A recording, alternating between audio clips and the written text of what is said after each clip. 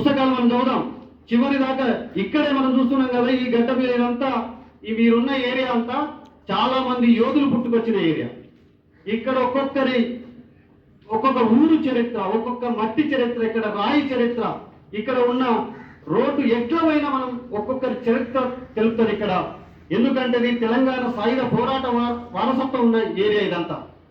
ఈ తెలంగాణ సాయుధ పోరాటాన్ని పురిగొల్పింది చూసినారా? ఆ పురిగొల్పింది ముఖ్య కారణం ఏంది అని చెప్పేసి అంటే, ఈ ఊరి చరిత్రను వెతకడానికి కోసం అయితే మన పత్రికని దేశం గోల్కొండ పత్రికని పట్టుకొచ్చింది కదా, ఆ గోల్కొండ పత్రిక చదవడం వల్ల, గోల్కొండ పత్రికను తీసుకురావడం వల్ల, ఆ గోల్కొండ పత్రికని చదివిన వాళ్ళు ఈ ఏరియా వాళ్ళే, ఇక్కడ ఉన్న ఏరియా వాళ్ళే.